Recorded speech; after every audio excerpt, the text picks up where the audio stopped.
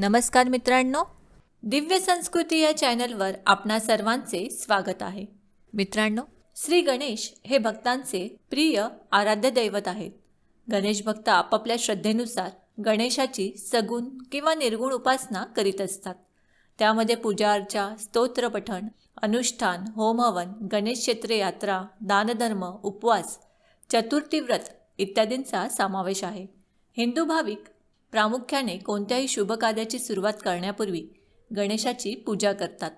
पौराणिक मान्यतानुसार माघ मासाच्या शुक्ल पक्षाच्या चतुर्थीला गणपतीचा जन्म झाला होता. म्हणूनच माघ शुक्ल चतुर्थी ही गणेश जयंती म्हणून साजरी केली जाते.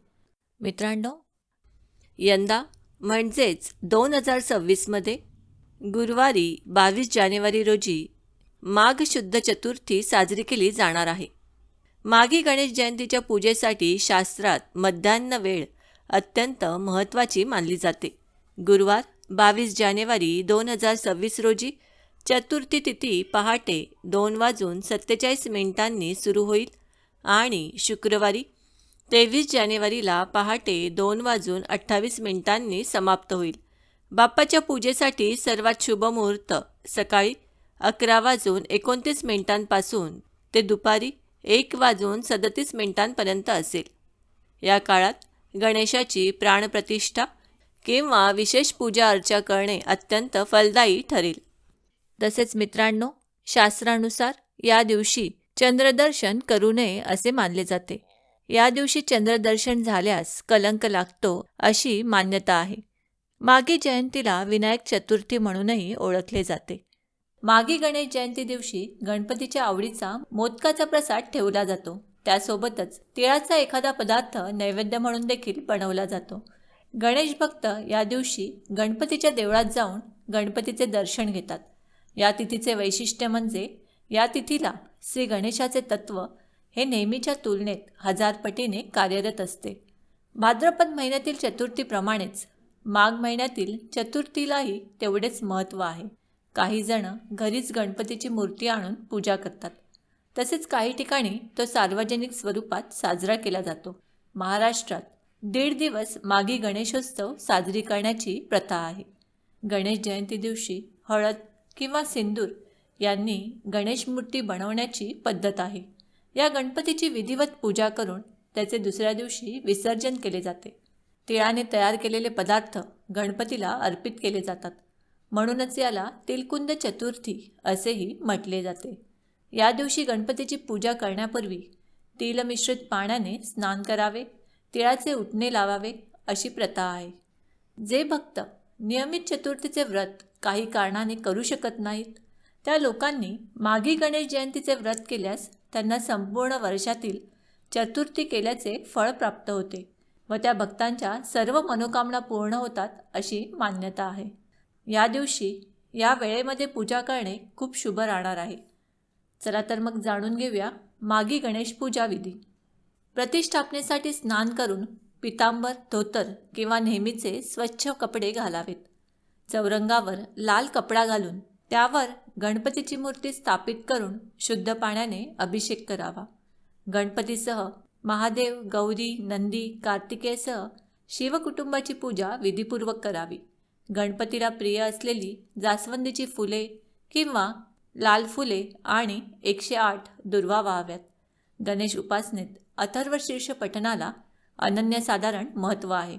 म्हणूनच या दिवशी गणपती अथर्वशीर्षाचा अवश्य पाठ करावा. त्यामध्ये गणेशाचे सगुण आणि निर्गुण स्वरूप वर्णन केलेले आहे. या दिवशी गणपतीचा ओम गम गणपतये नमः या मंत्राचा भावपूर्ण नामजप 3 किंवा 9 माळा करावा. गणपतीला नैवेद्य दाखवावा. भाद्रपद चतुर्थीला गणपतीची पूजा केल्यानंतर उकडीच्या मोदकांचा नैवेद्य दाखविला जातो. तर माघी गणेशोत्सवात उकडीच्या मोदकांबरोबरच तिळाच्या लाडवांचा नैवेद्य दाखविण्याची देखील प्रथा आहे. माघी गणेश जयंतीला चंद्रदर्शन निषेध मानले गेले आहे. या रात्री चंद्रदर्शन केल्याने मानसिक विकार उत्पन्न होऊ शकतात. म्हणूनच या दिवशी चंद्रदर्शन वर्जित करावे.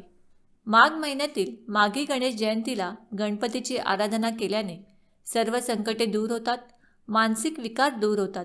या जन्मी सर्व मनोकामना पूर्ण होऊन मोक्षाचा मार्ग मोकळा होतो. गणेश चतुर्थीच्या दिवशी विविध रूपात गणेशाची पूजा केली जाते. आपण गणेशाच्या मूर्तीची प्रतिष्ठापना करून त्याची पूजा करतो. म्हणजे त्याच्याकडूनच मिळालेल्या गोष्टी आपण त्यालाच अर्पण करत असतो. ठराविक दिवसानंतर मूर्तीचे विसर्जन केले जाते. यातूनच आपल्याला हे कळते की ईश्वर मूर्तीमध्ये नाही तर तो आपल्यातच आहे. अशा प्रकारे सर्वव्यापी असलेल्या ईश्वराला साकार रूपात अनुभवणे आणि त्याचा आनंद घेणे हीच गणेश चतुर्थीमागची मूळ भावना आहे. अशा प्रकारे मूर्तीची स्थापना करून प्रेमाने पूजा करण्याने आणि त्याचे ध्यान करण्याने आपल्याला आपल्यात गणेशाचा अनुभव घेता येतो. आपल्यातील गणेश तत्वाला जागृत करणे हीच गणेश चतुर्थीमागची खरी भावना आहे. आपणा सर्वांना यश, सुखसमृद्धी व समाधान लाभो हीच श्री गणेशाचरणी प्रार्थना. या पावन माघी गणेश जयंतीच्या निमित्ताने आपणा सर्वांना हार्दिक शुभेच्छा. मित्रांनो, ज्योतिषशास्त्रानुसार असे म्हटले जाते की जर तुम्ही नोकरी, व्यवसाय, आजारपण, घरगुती कलह, मुलांची प्रगती यासारख्या समस्या तुम्हाला भेडसावत असतील तर गणेश जयंतीच्या दिवशी गणपतीशी संबंधित उपाय तुम्ही करू शकता. हे अचूक उपाय केल्याने तुमची सर्व वाईट कामे दूर होतील.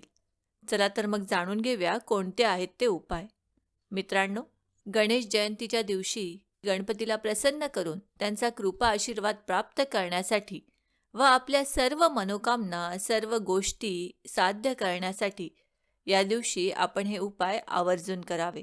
गणेश जयंतीच्या दिवशी एक लाल रंगाचा धागा गणपती बाप्पाच्या चरणांवर अष्टगंध लावून त्यांच्या चरणाजवळ काही वेळ ठेवावा.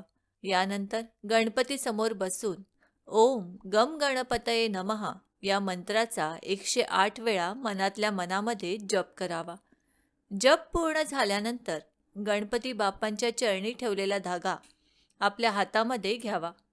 ओम गम गणपतये नमः या मंत्राचा उच्चार करत या धाग्याला 7 गाठी माराव्यात. मंत्र उच्चारण पूर्ण झाले की एक गाठ बांधा.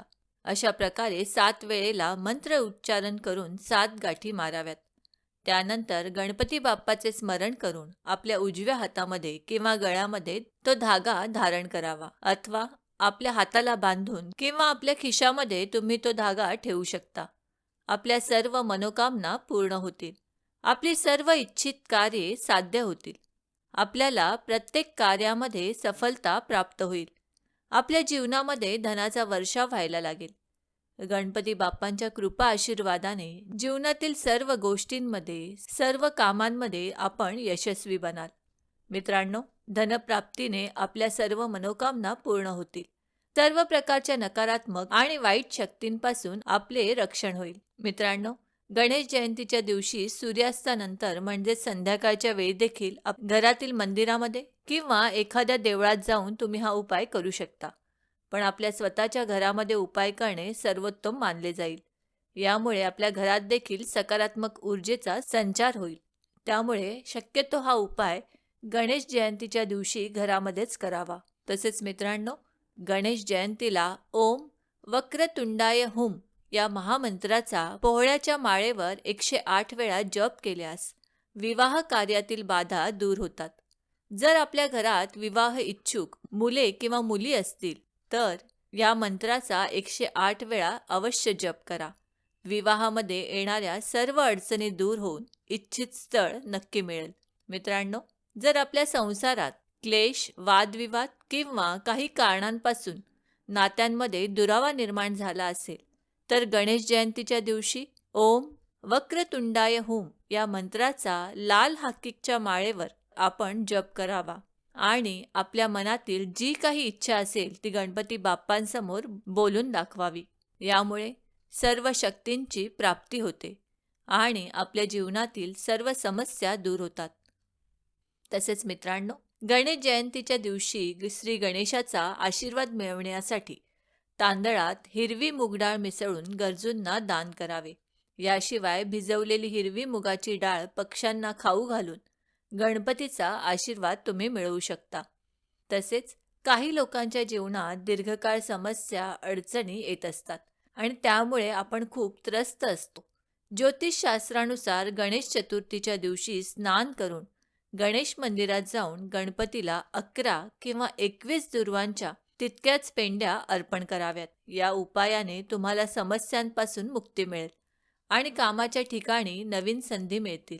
मित्रांनो, गणपतीची मूर्ती घरी आणताना कोणते नियम पाळावेत? गणपतीची मूर्ती कशी असावी? गणपती दारी आणल्यावर प्रथम काय करावे? गणपती कोणत्या दिशेला ठेवावा? याविषयीचा सविस्तर व्हिडिओ याआधी आम्ही बनवला आहे. तो जर व्हिडिओ आपण बघितला नसेल तर तो व्हिडिओ देखील आवर्जून बघा. त्या व्हिडिओची लिंक डिस्क्रिप्शन बॉक्समध्ये दिलेली आहे.